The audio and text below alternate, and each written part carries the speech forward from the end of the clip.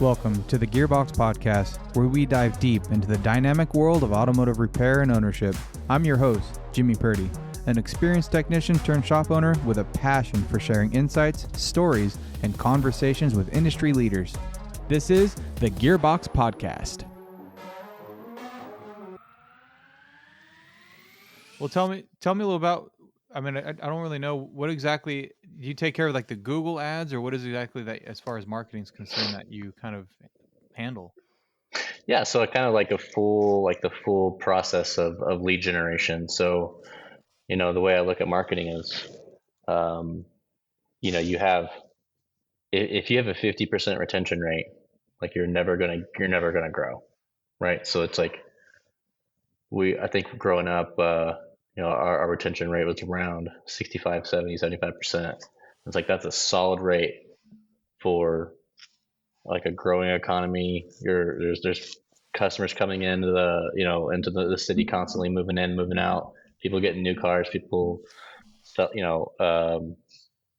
and so it's like 75%. You're killing it. So it's like, I started with social media. It was just, let's put up some posts, and then it moved into reputation management. Let's respond to reviews, let's generate reviews. And then that kind of evolved into like local PPC or local SEO. So your website SEO, more, and then for local, it's more particularly your GBP, Google Business Profile. So kind of just like managing the whole digital presence, and then you combine that with paid ads with Google or Meta, kind of just run the whole thing. Check all of everything. It's funny you brought up retention, because we were just talking about that. We had our monthly meeting with the team this evening, and we were just talking about retention and how to do that. And one of the things we did, so every vehicle that came in, we would do an inspection. We would charge for it. It was $99. It was actually $150 for a long time. We did a really, really in-depth inspection. It was an hour before we even touched the car. And we kind of whittled that back down to $99. And then we got to the point and said, okay, hey, look, this is what we'll do. You come in, it's $99. If you do any of the repairs that we find, we'll waive that. Yeah. Right. And the advisors are like, we're going to what? And my coach is like, you're going to what? And everyone's like, you're going to give free. And it's like, what are you doing? Yeah, it's free. And I'm like, well, I looked at it from a marketing standpoint, right? And I'm like, our retention was like 38%. I'm like, Oof. Yeah. I'm like, how do we fix this, right? People just aren't coming back. And it's like, well, if they're coming in having to spend money every time they come through the door, it's like, who wants to go back to that? Yeah. I don't care exactly. how good you are, So as of this is actually marks 1 year since we started doing the no cost inspection if any repairs are right. We're at 56% retention now. Okay. Isn't that wild? And we're about 100 cars a month that we roll through the shop. So $100 a pop, like that's a huge chunk of change, right? Like that's massive. Our sales have grown. Like we went from almost 1.1 to just over almost 1.3 at the end of this year. Yeah. So we grew, we got a higher retention rate, but we're discounting our service. Yeah. That's all that matters. Pretty interesting though, isn't it? Like that's all that matters. Yeah. And I mean, that's why I like to educate clients about lifetime value of a client. And, so I grew up in the quick lube industry, right? So,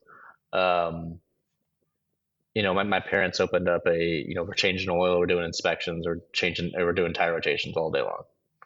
And that was our business for the first 15 years. And then, I graduated college and moved back into the business, and it was like, came into this $500,000 repair addition that my brother and my father were building. And it's like, okay, like, so how do we do this business? And we're changing oil, and we're doing 3,000 cars a month, like changing oil. Wow. And doing inspections. Yeah. Like 100 cars a day. No joke. And so we joined ATI, and, back then it was, Chubby still had it. I think this was back in probably 2015, 2014, maybe 2013, back, 10 years ago, roughly. And, just doing like a multi-point inspection, our ticket average doubled like overnight. um, just doing, simple like callbacks and simple like we doubled our revenue with ATI with the first year. Now this is it was our situation was difficult because we have 50, 60, 70, 80 oil changes coming through our oil change bays every single day. And then people have that in their mind that like you're there for oil changes only, and we take our car for brakes somewhere else, right? We take our Right. car for an alternator or starter somewhere else.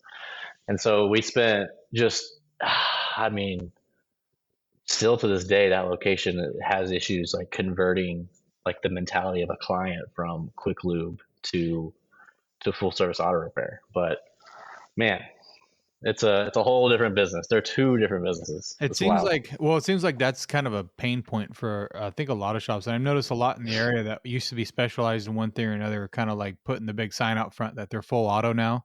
And I've Yeah. noticed like the Lube and Go or Jiffy Lube. We Jiffy have Lube. okay. So Jiffy Lube is a national one. We have a local Lube and Go, which is like Mm-hmm. it's basically, and I don't know why they.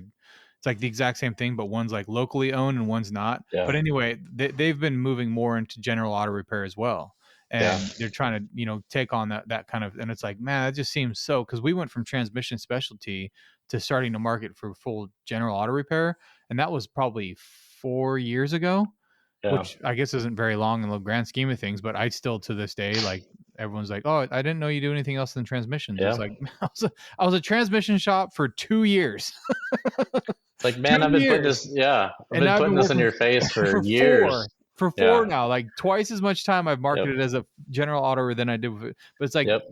you make that first impression, and that's all that Yep. matters, right? That's It's all that so matters. interesting, man. I guess, Yeah. ah, but I think Well, I and like the not to interrupt, but like yeah. the brand. So the brand of the business that my parents opened, it's called Quick Car. So Mm, it's KWIKKAR. And so it's like this fast, let's go, like let's blow and go type of like yeah. language. So customers already being primed. This is like a fast, quick location. We're not there for to wait an hour and a half, or this isn't a 3 hour oil change at the dealership. Like you're here for their 20-minute oil change, right? So I think a lot of people struggle with that, though. I hear that a lot. I heard a lot yeah, more than I really anticipated, because obviously we all think we're all in our own little bubble, and I'm like, these are just my personal problems because we were a transmission yeah, shop and we're moving. But it's like seems like everybody has they a vehicle comes in for brakes, or a vehicle comes in for whatever that ails them, and yeah, then before you know it, they're like, oh, I didn't know you do everything here, right? And it just seems like everybody deals with that, no matter if you yeah, started as just a general auto or not. They just yeah, assume, right, like they're going to be specialized in something or another. And I think it's sure. important to know with with marketing. Do you feel like targeting certain repairs trumps doing the broad net, or do you think casting that broad net to try to bring everybody in? You definitely want to cast a broad net, just because there's so many terms, there's so many things that you're gonna miss if you don't.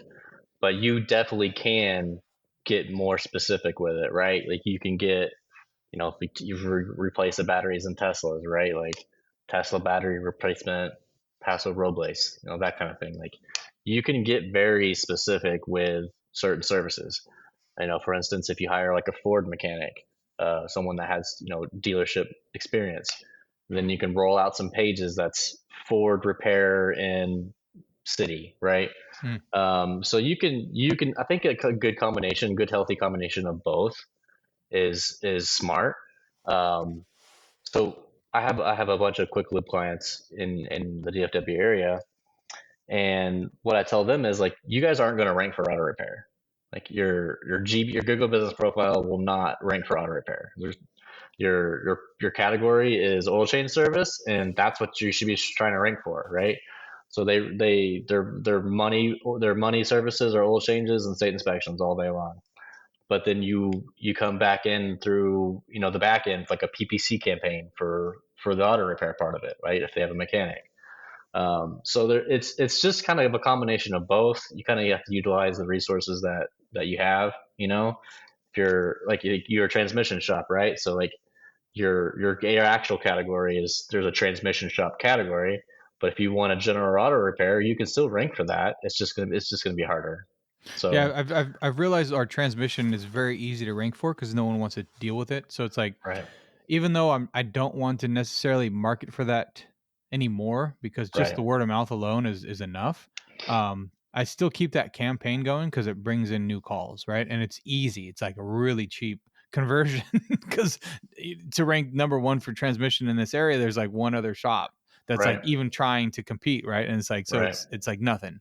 What are your thoughts on those Google ads and being kind of held ransom that way, right? Like a lot of thing I hear from a lot of marketing agencies is the more you run with Google ads, the more they'll hold you ransom and your organic will never grow. And I see you smiling about that, so I feel like you have an opinion about it.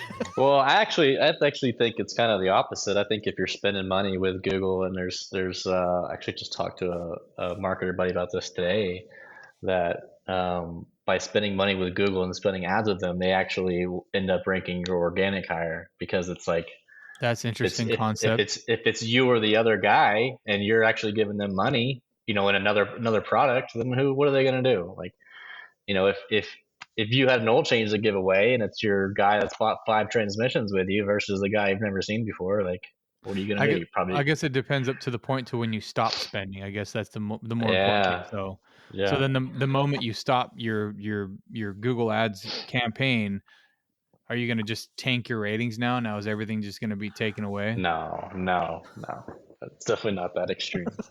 They might favor you, but they're not gonna Well, tank your ratings it's just like because you Yelp, right? stop. Like Yelp loves to do that, right? And we've all heard the Oh, horror stories of like holding your good reviews ransom and only posting yep, the bad ones until you start paying and all that. And you just in the back of yep, your mind, you're kind of wondering, like, man, if I run like $1,000 a month Google Ads campaign for 6 months and I'm doing really well, now yeah, I need to kind of go back a little bit, right? Because sometimes it's like I don't need any more cars, I don't need to spend any more money, but then you tailor it back a little bit. I want to get back into that in a second, but you start tailoring it back, then you're worried that your ratings are just going to drop.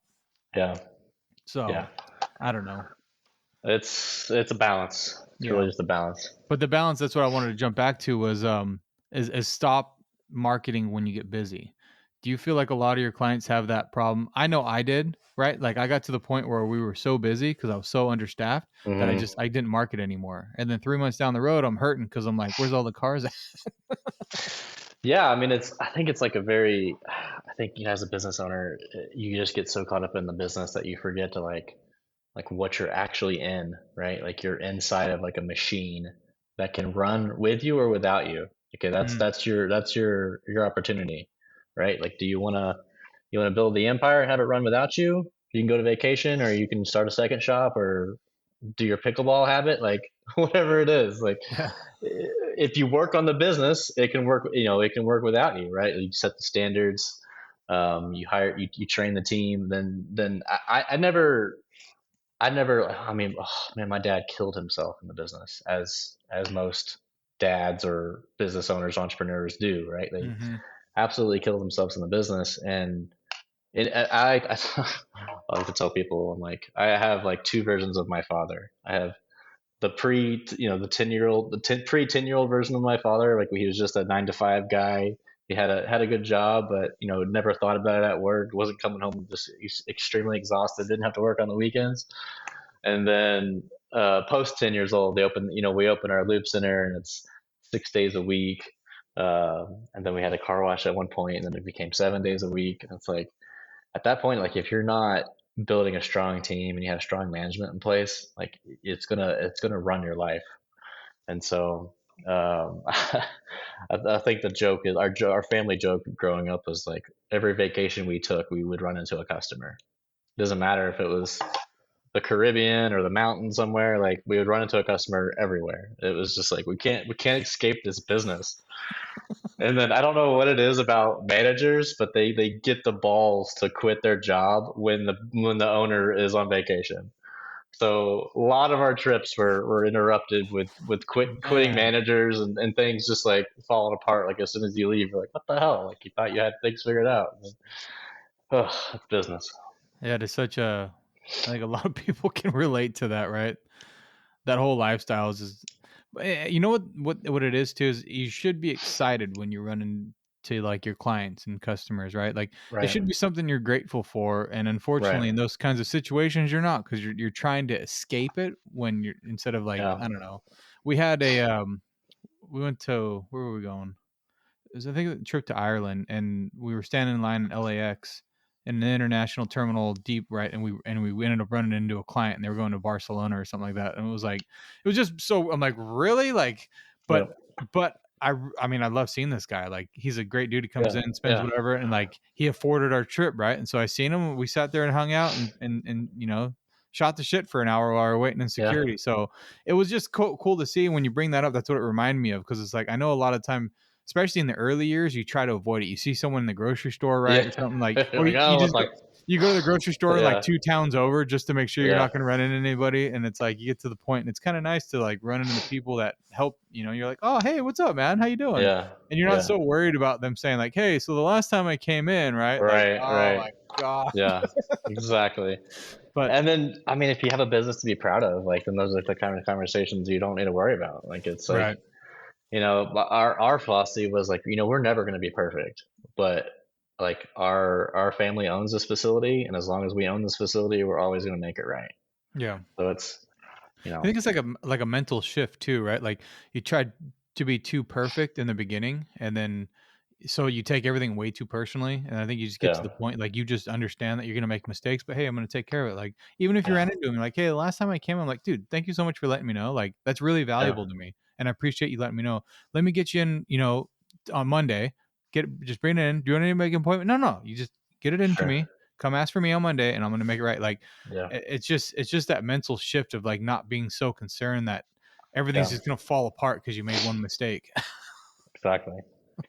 It's And I wild. mean, even today, like, it's like, if you know the name of somebody at a business, like, that's wild. Like, when I grew up in the business, that was normal. Like, people would show up and talk to my dad, and like their car would be parked out front and ready to go for an hour ago, and they're just still just chatting with my dad. It's like that's just how he grew the business. It's just Yeah. talking to people and just Yeah. developing those relationships. So it's like, as long as there's someone there that's like here to handle the problems, then we're good. Speaking of, I mean, consider we're talking about marketing, and I think that's a valuable aspect of it. Do you think that networking aspect is kind of lost a little bit in this day and age of like the electronic this and the feedbacks and the surveys you give people and the automated texts and all that? Do you think we're losing a little bit of that, like your dad had, where you just go out there and you just spend 30 minutes talking to somebody? I mean, yeah, for sure. We've definitely. I think it's like gone. Like, it's not coming back. Like, I have this thing with my son. Like, I try to limit the iPad time, right? But it's like, he's never gonna have the childhood that I had. And Right. it's like you have this nostalgia about like riding your bikes to your friend's house, or whatever it was. But that we just live in a different world now. So it's like you try to preserve what you can preserve, but then at the end of the day, like, it's I never had a $70 million mega computer in the '70s, like, in my pocket, when I Right. was 10. So it's like it's insane. So Do you think that's like a Do you think clients are still wanting that though? Do you think when they show up, like the convenience of being able to approve something on your phone, right? Like, yeah, you can set the appointment, you can drop your car off, you don't have to talk yeah, to anybody, but you can pay over your phone, and then they leave the keys, and then you're gone, right? I mean, that's convenient and all, but do you think that's like a lost art where if another they go to another shop and someone like comes up to them and it's like, hey, just come in, I need to shake your hand, or we don't yeah, do everything totally electronic. I need you to come in. We need to have a conversation for 10 yeah. minutes before we vet you as a client, right? Here's this clipboard. Please fill this out with a pen. And I'm like, what? Yeah. That's a little extreme, but Whoa, calm down. Like, what are calm you down with doing? the calm down with the pencil and the pens here. Yeah. I mean, as unfortunately like it sounds like it's we're replacing like the human experience like every step of the way. Like, Mhm. with AI, you're gonna be calling places and not having to talk to a single person. They're gonna be able to handle like all your that. I mean, I'm experimenting with some of that stuff now. Like, you can't answer your phone calls, like, then someone's going to answer it. It's going to Mhm. be my little AI bot, but someone's going to answer your call. It's not going to be your competitor. Right. Like, so, and that's, I mean, that's kind of where I start usually is answering your phone calls. Like Yeah. if you don't have a way to record your phone calls and audit them, then I wouldn't spend $1 more on marketing until you do that. That's an interesting thing too. I mean, I think it's probably missed a lot, right? Yeah. Because even if you're spending money, how do you know it's being converted? Yeah. I mean, and it's usually, I mean, I can't tell you how many, like, because we were a busy shop, so we had to have a cashier, right? And so while the techs are working, the cashiers are cashing out customers, they're doing customer service, and they're answering the phone call. So you're having usually the least expensive person in the facility, like the least trained and the Mm. least cost to you as a business owner, is like the basically the front of your business online. And you don't really, no one really thought about that in 08, 2012. Like, you're not really thinking that this like digital presence, all this funnels into this phone number, and this is like this $8 an hour high school graduate who doesn't know shit about cars. Like Mm. you so it's like how can you remove the friction, right? Like, so your websites have like, all the commonly frequently asked questions and all that. Starting hours are all over the place, your Yeah, but address. you're expecting people to actually read that shit too, right? Like the people just Sure. gonna call. Like I don't read that stuff, right? Sure. Where's the damn phone number? I just need to call Sure. somebody. So when you do call, then you need to be like, your team needs to be prepared to like not only say who you are, to like, yes, we can handle your problem. And whether however how you want to answer that, that's just needs to be the goal, right? Like, you can Hmm. actually solve my problem. And then three, like, get them booked into a time, like right then. It's so many. I just listen to recordings, constantly, and it's just like, they do the first two right. Hey, how you doing? This is Christian. I'm with such and such automotive. What can we do for you? Great. Yes, we can certainly take care of that. We're open from 8 to 6. Whenever you're ready to come in, come see us. Oh, okay, great. I'll see you soon. It's like no, like, book them in, take down their name, take down their number, maybe get their email, send them your little online booking link, whatever it is, auto ops, or I know you use auto ops. Um, it's like, just like, that's the process. Like, you're completing the sell, Right. right? And you're Yeah. taking their information down, and that person they could be seeing your little $10 off social media post about your oil change. They could be googling brake repair city location, right, and clicking on your link, or they could be clicking on your $6 CPC ad for whatever. Like, all of those channels funnel down to whoever answers the phone. And so it's like, that person needs the most training in the shop, Well, if you think about it. step one, make sure someone is there to at least answer the phone. So Step one, answer the phone. at least give them a little credit that the phone's Yes. actually being answered, right? Yes. So Yes. congratulations, you hired someone to actually answer the phone. Okay, now Yes. step two, let's get someone that's a little bit better. Yes. But it's just, like, the constant, like, Dave's Auto, and it's like you're hearing banging in the back, and it's just like constant. Like, nobody today wants to call up a shop and hear all that. Like, the ratchets going. It's just like, whew. Like, you need a office environment. You need, no one's yelling at the service advisor, where the hell are my parts? Like, there's none of that. You're a professional business, and you should treat, if you want professional results, you should treat your customers that way. So It is pretty remarkable when I go through listen to phone calls and when I answer the phone occasionally, and how I can just and I have my mic set up, so I use this mic for my call center. Like if I get a call, it okay, rings through this mic to my headset, and I pick nice. them. Hey, this is Jimmy Purdy with Shifting Gears Auto Repair. How can I help you? Just like that, right? And it just every time it's just like a pause. Are you there? Oh yeah, I just Yep. it's like I didn't expect this. Expect what? That's like, oh, it just sounds so nice. So it's just I haven't even this said is anything. normal. Like, Yeah, this is what I expected, but I didn't expect it. Like, right. And then I set yeah. the timer, right? So the one thing we're work on too is make sure you try to keep that phone call under 15 minutes, preferably around 12, like, but that's even a long time. Yeah. And you just try to, because sometimes these phone calls will go 20 minutes, and I'm looking at some Wow. of these phone calls, and I'm like, 20 minutes? What the hell's going on here? So Yeah. obviously, I don't want to set the expectation of like a 4-minute phone call. Yeah. Like, you get time. Like, and most of the time, if I set it at 12, it usually ends at like 7 or 8. Like, Yeah. but if I say, hey guys, I need you guys to be off the phone within 4 to 6 minutes, which I think is like a pretty typical time, Hmm. it just seems rushed.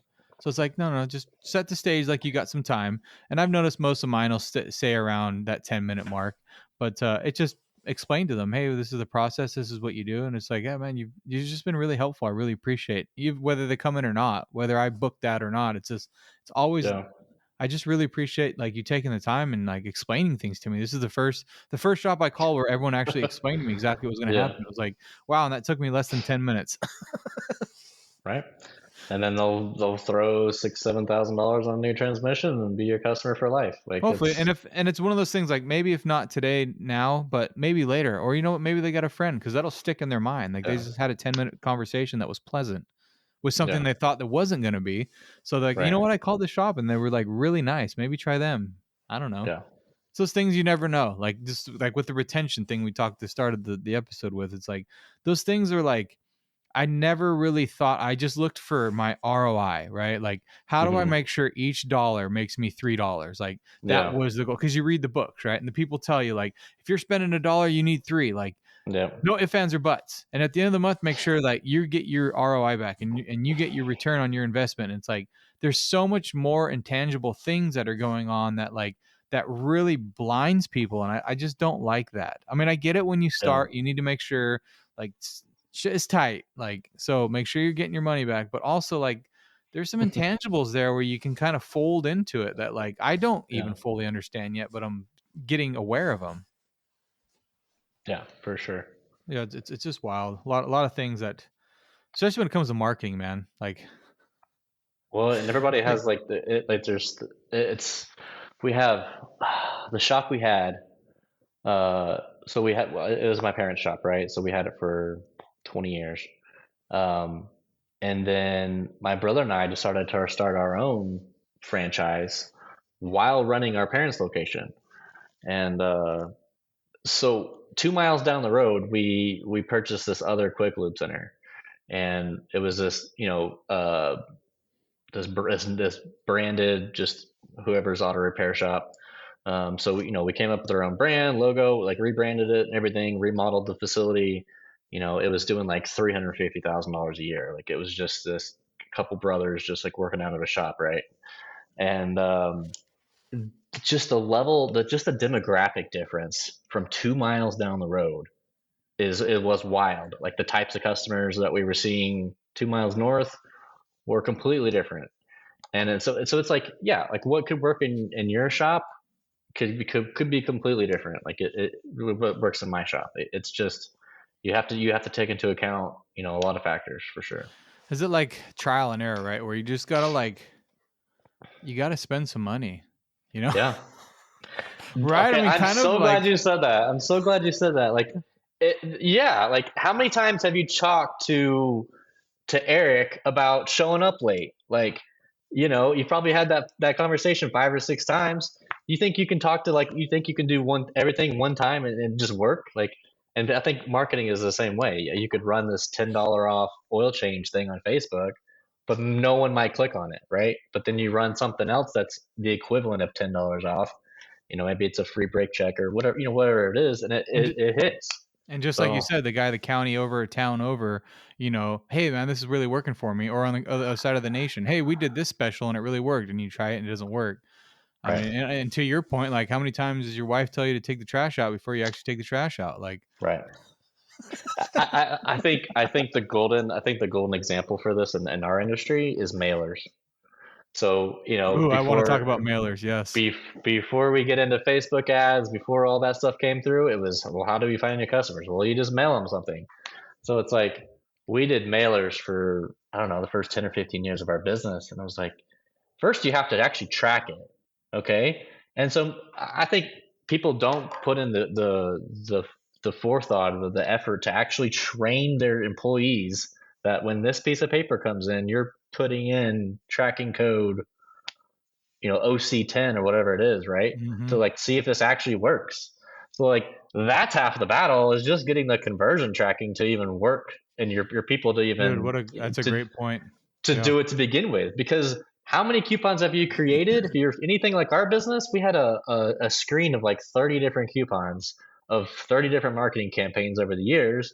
And it's like 5, 10, $3, this, that, and the other. And you're a like, sorry to say it, but you're an $8, $10 an hour cashier. You're just like $10 off. I'm clicking that one, right? Like there was no like true, this is the actual coupon. So can you really get an ROI on that? It's hard.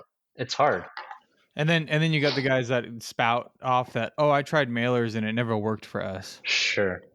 Sure. Yeah. Then you ask them those difficult questions and they're like, did I Yeah. what? I just Yeah. know that I didn't get busy. Yeah. It's like this anecdotal evidence of like, oh, that didn't work for me. Like, so it definitely doesn't work. It's like, I okay, had how 10 more, I many? had like 10 more cars that month, so it was nothing. Like, what about all Yeah. the ones that sit on the counter for 6 months and they're like, or on the fridge, Yeah. right? Like, Yeah. and the other thing's like putting a date. That was a big one that I learned, was putting a date or an expiration date on your coupons. Hmm. Do you find that to be what's your kind of like thought on that? Sense of urgency is a very powerful marketing tactic. So a lot of the Google ads I create, I have like, we have an offer, right? But it's like today only. Well, it runs every day, but for today only. So it's just, Free beer tomorrow? yeah. I mean, you just if it's anything to kind of create a sense of urgency in the customer, I think Right. is works. Now like I said, we had a car wash location around the corner, kind of so all of our oil changes were getting free car washes. Well, those coupons, the reason you said expire, we had an expiration on those, but it was like a month or something, right? Because like we want them to cross promote our other business, within a Hmm. relatively short amount of time. But then we had so many complaints of like, oh, this is out of whatever. It's been in my glove box for 6 months. Can you honor it? Can you honor it? It's like, okay, yeah. I mean, like you've spent the money. Like I don't want to say no. Like you are my Right. customer. So yeah, I would say most things require a sense of urgency, but some things are.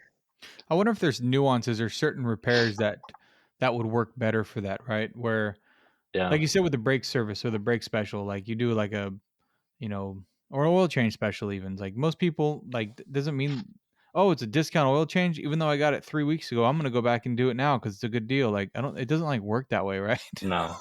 there, No. there's like you got to hit the timeline, right? It's like Yeah. you do the 1 day only oil change special. It's like, Yeah. well, how many people does that need to hit to actually cross that threshold of like they're due for an oil service right now and they're Right. looking and like it just doesn't make sense, right? Where you can like extend an oil change discount for like 6 months or a year. That way you're capturing Yeah. more people, you know? Yeah. It's interesting to look at those kind of things. Yeah. I was always like, I can't. If I want Chipotle, I can go get that every day, but can't really do that with an oil with an oil change. It wouldn't really make a whole lot of sense. Like, wow, So that's $20 off. I just like got one yesterday, but like I'll get even another if one they today. gave you a free oil change every day, you still wouldn't want to go do that, right? Like Right, right. With the time it so. takes. Yeah, with And mailers. So, what's that? Well, yeah, and then to kind of bring it back full circle is like when you say people stop advertising when it's busy, it's like, well, that's the whole reason you should not stop advertising is because Yeah. when they see your stuff, they might not need it, but then the next time they see it, they've already seen the last two or three, you know, and then they'll buy it. Like there's all kinds of statistics about points of contact and how many times somebody needs to see your brand in order to interact with it, and it's Right. not one time, it's not once. Like It's that overwhelmed thing, right? Where you're just so overwhelmed. You're like, no more marketing. I don't need any more yeah, cars. I'm done. Like, and yeah. I think that's a more of a psychological mental shift than really like, but keep Sure, marketing because it's gonna get slow sure. again. I want to I mean, go circle back to that marketing or the mailers. What's your thought on using a company for that or doing it on your own through like the postal service? mm, well, I think now they're getting a lot more sophisticated with their lists. I think you used to just buy like a zip code and that was it, right? Like, and now they're able to like to get you better lists. So I guess it depends. Like, if the company is able to give you like a better like demographic, because when we used to do it back in the shops, it was these large blasts that like across the whole city, and it wasn't very like sophisticated, right? Hmm. And now you can like target neighborhoods, you can target this, you can run multiple offers, you can split test this, you can split test that. So it's a little more, what I would tell people is try, like Right. Yeah. try it, but Yeah. like don't just try one campaign and stop and say it didn't work. That's Like true. you have to keep doing it. Like if your loss leader oil change thing didn't work, okay, then let's move up the ladder and let's go somewhere in the middle. Like and let's keep going up the ladder. You keep trying new things, right? Like you never. It's just there's no silver bullet, really. See what works. The one thing I was looking at is actually going through my own demographics and knowing the town that you're in and being able to say I know this neighborhood. Like it's kind of like trick or treating when you're really young, right? Like you know the rich neighborhoods, so you know where you get the good candy bars.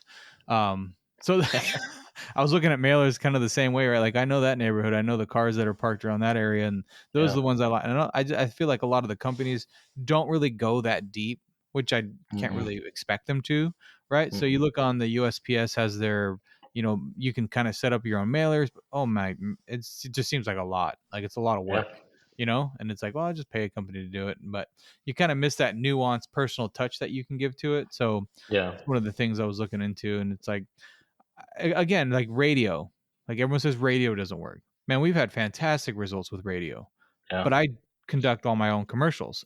So it's like,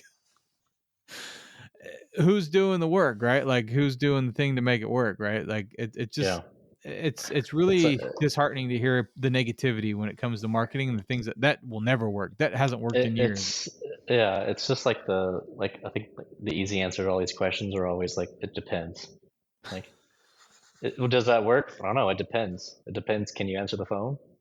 I don't know. It depends. Can your guy send them an appointment booking link to get them in? Like, I could send you 10 leads tomorrow with Google ads if we have the budget. But can you actually answer all the calls and get them through the process? And And then it's like, can you tell me that they came from Google because you're asking? right. Or, I track all that. So it's like, um, it's just nice when you're able to see like, they clicked on a brake service ad. It cost them $5. Uh, well, Jimmy answered the call, but in 30 seconds that he talked to them, he failed to do XYZ, and so they just lost not only the $5 you spent on that call, but you lost $1,000 job that could have done or whatever it is. So it's Right. like you can do a $5,000 a day budget in advertising for a shop, but if they can't answer the phone and convert, then it's like, what's the point? So, That's so I very always true. want I always want to get I always like want the conversion metrics to kind of work first before you really turn on the faucet. Um, and I mean, you kind of see that at shops kind of north of like $1 million. Like they kind of have at least a basic level process down. They're able to do a complete DVI. They're able to call customers back. They're able to, they road test their vehicles. Their comeback rates are extremely low. Like their Google reviews are 4.5 or higher. Like there's a certain threshold of kind of results that they've been able to get to so far, and then you can just turn the faucet on and blow the place up because the systems are already there. And that's Interesting. that's and that was the first thing, the actual first conversation we had with our ATI coach 10 years ago. He says you do not need more cars. You have plenty of cars. He says you need a better process. You're like, what the hell? What do you mean a better process? We want to make more money. We need more cars. And he goes, no, your ticket average is whatever it was back then, $300. Two, I was You like need it. $250. Yeah. You need a better processor. Like, well, you need to charge for your diags. Like, what? We have to charge for diags? We give those away. Well, yeah. Like, well, do you want to? So it's like it's the whole like we do the things the way we do them because that's the only way we know how to do them problem versus Mhm. like keeping an open mind and I realizing I that. remember my first free Diag coupon when I first took over. I just like I remember that. I remember, we just hooked the scan tool up, checked codes, checked Yep. identifix, whatever, and came up with like some sort of general idea, and then we were able to kind of like fold in like the next steps to confirm the repair. Right. I remember the Yep. whole process and everything I wrote together. And I thought it was the greatest thing since sliced bread. Right. I was like, oh, I'm freaking figured it out. I'm a marketing genius. Free Diags. Yeah. Everyone's gonna come flooding in. Right. I think Yeah. it's interesting is like it kind of reverts back to that, and it goes back to your comment about systems and like answering the phone and making sure all that. So now you get these bigger shops that are MSOs, and they're getting back into like that free diag and the loss leader oil change stuff, right? And it's Mm-hmm. really interesting to like not just like kick it to the curb and say, no, that doesn't work. There's no way. You guys don't know what you're doing. Like, no, they know what they're doing. They're like multi-million-dollar MSOs, right? And so they're doing free diags, but they're able to track everything, and they have the system Yep. set up to actually capitalize on everything. And like these things work, but just like you said, you have to have that system put in place to monitor, track it, and make sure like at Yeah. the end of the month you're not losing your ass. So it's really interesting when it comes to that stuff to like see how it comes full circle, right? Like it's not that it was a bad idea, you just sucked at implementing it, right? Like that's the bottom line. Exactly. Most marketing ideas I think Exactly. are pretty good, like because most Yeah. people are pretty creative about it. They just don't have the systems or processes, and they suck at implementing it, and then they lose their Yeah. ass with it. Exactly. You gotta be good. It, it's like I really enjoy like automating things, and then I really am enjoying the AI revolution and kind of where that's taking us. And so it's like, what can I do as a like the tech guy, the marketer that can eliminate like the human element, the human component of the mistakes that your shop is making, right? Hmm. And maybe they're not even mistakes, but it's like a shortcut. So for instance, a customer calls from a Google ad, and instead of like you, Jimmy, from Shifting Gears, oh, by the way, our location's at 123, what, like instead of all that, like having to tell the customer, take down my address or type this in, they're automatically getting like a notification of the shop like as a contact card, right? It's like Shifting Gears Automotive, here's your address, whatever. And that's just from the moment you call the shop, right? So if you as a shop owner knows that this is a Google ad, then you know that they've already received hey Jimmy, like yeah, so we can take care of that problem for you. Oh, by the way, you should have received a text that has, could you confirm with me that you received a text with our address? Oh, yeah, yeah, great. Okay, perfect. That's our location. We're open from 8 to 5 today. Hmm. When can we get you in, right? Like a So Google Maps link, huh? yeah, yeah, and it just takes resistance. I think I like taking resistance out of the equation. The more resistance you take, it's like the more successful you're going to be. Like if they call up and they, how many times did they say like, hey, is this a competitor, right? So hey, is this Jiffy Lube? Like, no, this isn't actually Jiffy Lube. However, We can we help you. are. Yeah. Here is the opportunity for you to then say who you are, how long you've been in business, whatever, family owned, right?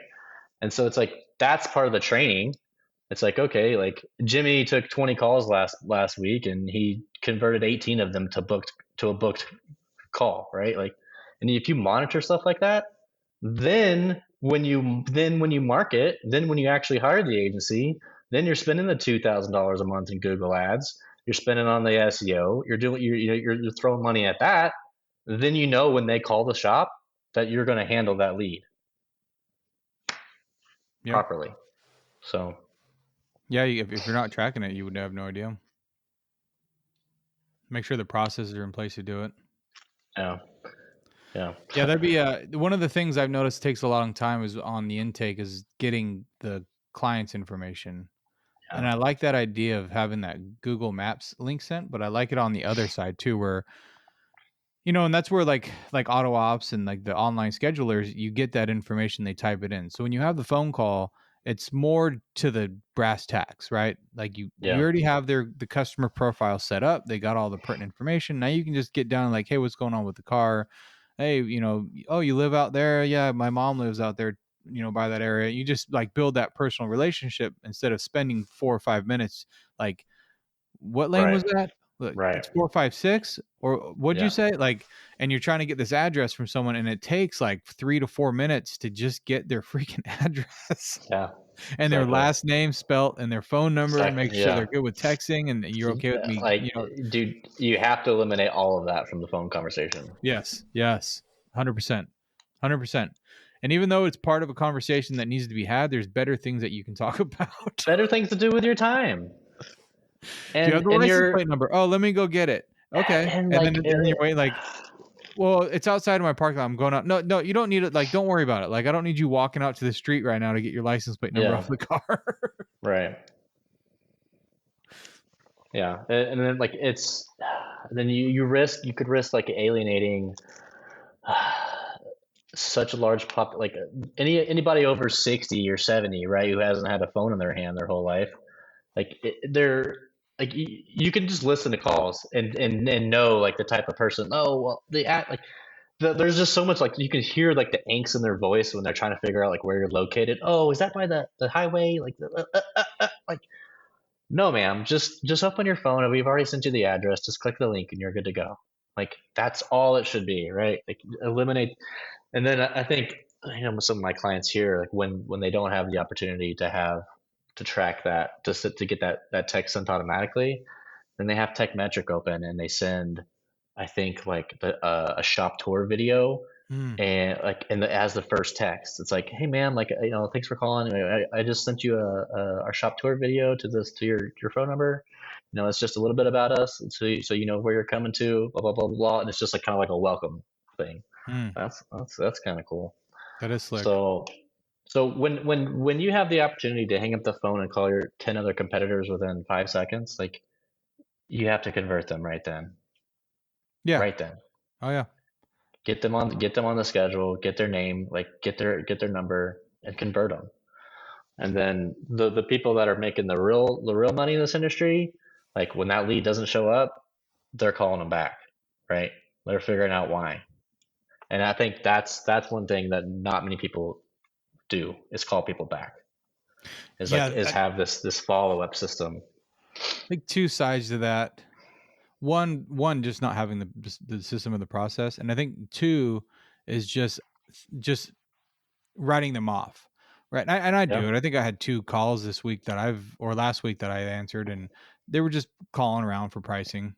Like sure. I need to replace I think a hybrid battery. I don't remember what it was, and I'm like, what? I mean, why do you need a price on a hybrid battery, right? And I went through the whole thing, and let's get you in, and I just want to let you know we're not the most, we're not going to be the cheapest option. And if that's what you're looking for, I got a phone number of someone you can call. He's a good friend of mine. He owns a shop, in the next town over. And if you want his number, like that's going to be your cheapest option. And I would trust him with my own car if that's what you're looking for. Right. And so I Mm, gave her that, and it was like, but let me tell you about what we do. And we go in the whole sales pitch and all that, and got her profile. And okay, I'll call you back if I want to make an appointment. And it was like at that point in time, it was like, do I push this conversion, or is this going to be a drain on the shop? You know what I yeah, mean? To get down to the yeah, brass tacks of it, like, is this really my customer, or is it not my customer? And right. that's where for me is like, so do I call this lead back, or do I just move on? Right? I got a shop full, like, but I can always use one more. Sure, Like, but then also, sure. like, do I need to really tie up the office with someone that's just going to eventually not go forward with anything? So that's a tough thing to try to figure out too on, an 8-minute phone call. Like, Yeah, and obviously I think I got to be more optimistic and just assume that we're going to, it's going to be a sale at the end of the day, or we're going to be able to help this lady out with the battery to her vehicle. Or maybe it's not. Maybe it has nothing to do with the hybrid battery. Like, I still don't know exactly what's wrong with the damn car. yeah. So it's like, Well, Jimmy, that's why I challenge you to turn those 8 minute phone calls into 2 minute phone calls and just get the car in the shop. yeah, you're right. Yep. Like, you don't know until you see the car, right? Like, You're right. Yeah. you can spend 10 minutes building a relationship all you want, but if you don't have the car in front of you, then You know what? That's a good point, though. I mean, that is definitely one of the shifts that needs to happen moving forward, right? As we get phone calls and we get busier, it's like you're coming in or you're not coming in, and then yeah, we'll let the rest kind of the chips fall as they may at the end of the day, right? Whatever happens, sure, happens. I just feel like putting someone in an inconvenient position is what my instinct is, or like what I feel right now is like getting someone in that's not going to wants to buy into our process. yeah, And I think maybe I can relate to a lot of other owners that are listening right now in that thought of like, well, I want to make sure I'm vetting this client to make sure when they come in, we're on the yeah, same page. I don't want them showing up and then realizing we're someone that they didn't expect. Does that make right, sense? yeah, So it's a tough thing, but I mean, you're right. At the end of the day, you got to just convert it. You got to get them in. You got to wow them yeah, with your service, and you got to understand that if they go anywhere else, they're going to get screwed over. So their only logical safe choice is just to come to me. yeah, Is that yeah. egotistical? Is that too much? No, no, no. I mean, like. I mean, I think the best piece of marketing is probably your test drive. And what do I mean by that? Is like Yeah, what do you mean by that? is you do a test drive and to eliminate comebacks, right? So what if your process is to eliminate comebacks? That's your best marketing piece of advice. Is is if like we were, I was okay. I'll just give you an example. We were at the point where there's constant tech turnover. You know, general managers are leaving, techs are leaving. You're constantly bringing in new guys to kind of stabilize the place, right?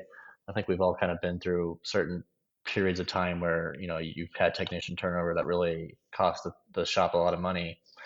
Um, but it's like, should I spend time and money turning on all those faucets that we've been talking about for 50 minutes if my technician can't even push the car out on time, right? Like, so they're having comebacks. It's so quality work essentially is kind of what I'm getting at. It's like Mm-hmm. you can throw money at the wall 20 different ways with marketing, but the biggest thing is just put out a quality product. That's true. Yeah. And like you said, talk to people. Yeah. I don't. This is Jimmy's place. This is Jimmy's business. I know Jimmy's gonna take care of me, kind of thing. Right. Another lost art, maybe. No, I think most got that point. I think a lot of shops, no matter where they are, what they're Yeah. doing, I think they're striving really hard to do that to a fault, I think is what Mm, the issue is, right? Like yeah. spending like we have a QC process and we work on it all the time, and I spent way too much time on these vehicles. I'd have 3 people look at it before it left because I was so Ooh. worried about, like Yeah. so dialing that back, right? And having maybe another set of hands or just making sure that only certain repairs, so only repairs with HPRO over 3 go into QC Hmm. now. So it's like really just dividing and like, okay, those cars that come in for an oil change, they don't need a QC. Like if Yeah. it comes back with greasy handprints, we're just having a conversation with the tech. Like, bro, Yeah. we don't do that here, right? Like, get your shit Yeah. together, right? We buy you gloves for a reason. Come on. Yeah, dude. Like, come on, it was an oil change. You shouldn't be screwing that up, Yeah. right? And so Yeah. that kind of stuff, and then knowing like, okay, which repairs do we really need to check over? And a lot of them, if the wheel comes off, that needs an extra QC to make sure we're retorquing wheels and just Right. writing that stuff down. Like, it's so much gray to be like to walk in and be like, Yeah. this is what we're doing now. Like, no, that's not going to work. It's too much. And Dial it back. there's nothing more humbling than running like a multi-million dollar business and you're like thinking you got things figured out and then like a Google review rolls in and it's like a greasy handprint on somebody's like Ford that just rolled out like an hour ago and you're like, oh, come on. You're like, man, we do everything right. And then this guy Uh, just leaves his handprint on this door and you're just like, oh, it's like killer. I'm Come gonna on. go strangle somebody right now. Come on. Like it's not even anything about the car like working. It's just a cosmetic thing, but Right. it's what they see, right? You're like, Oh yeah. how many people touched this car before the customer did that didn't see the handprint, you Right. know? And then Right. that's a culture thing. Like, is there a culture of not my job in your company? Man, Yeah. That it's that that could go on for a long time. That'll irk a lot of people right there. Because it happens true. all the time. Or the hats with the headliner, right? They hit the greasy thing on the Yeah. headliner, Oh and yeah. and you Oh write yeah. this stuff down, and you have weekly meetings about it, and then it still goes out for some reason. You're like, what the hell's the matter with you guys, Yeah. man? Yeah. Or even just like, if you're writing on the windshield, like your numbers or whatever for just stupid stuff like that. Like you didn't wipe the windshield off before the, like, it's just, ugh. You Well, can do even worse. 99% of the repair is complete. And there's one little tiny thing. It's like, it matters. It does not matter at all, but that's what the customer's looking at. As soon as they get in their vehicle, they can see. Well, and the thought that's worse than that is all the ones that the people don't say anything, and they just don't come back because that They one just little don't come thing. back. Yeah. Like, bless their heart for leaving me a review, to be Yeah. honest, Or right? at Like, least, thank you for, like, at letting me least, know. yep. Because who knows how many they're like, "Oh, I'm not going back there." They have greasy footprints all over my floor mat. Like, no one told me, like, "Oh, I didn't wanna be a bother. I just went somewhere else." Like, "Oh, that's so much worse." Exactly. Well, getting down to the end of this, I wanna ask you, so with your process, so you went through and evaluated our shop, which is fantastic. You did, I mean, like we were saying before we jumped on here, it was like a very in-depth and thorough video. I really appreciated that. Is that your general is that kind of how you start the process, or how do you take over? Or what exactly could we expect if we decided to bring you on as a marketing company? Yeah, I mean, I think the first thing is just to have a conversation, and I think that's what we did is just to figure out, like, if you're a $5 million shop, you've probably got most of the things that I offer figured out, right? But if you're a $500,000 shop or a $1.5 million shop, or even there's probably some things we can improve on. So an audit, like, I just like to do audits because it's such like a tangible piece of evidence that a business owner, a shop owner could look, and you're not really looking at your presence every day, or maybe you do look at it every day, but you miss something. um, I think a guy the other day, like, he had his old location was still on his website, but he transferred locations, and it's just stuff like a fresh perspective. Looking at your digital presence is, take it for it could be eye opening, really. Some people think they have it all figured out, and then you show them a little 5 minute video. You're like, well, there's like 6 things I would do right now that you could change that could drive more business. And it's so, yeah, I mean, it's just about having a conversation first to see if you're even open to, if you're the type of business owner that's even open to like growing their shop to begin with, instead of just like having a closed mindset, I've got it all figured out, like I don't need your help type of thing. That's a good point. um, and then just talk. Are you doing this? No. Are you doing that? No. Okay, well, these are a couple opportunities I see. Reviews, I think, are probably number one.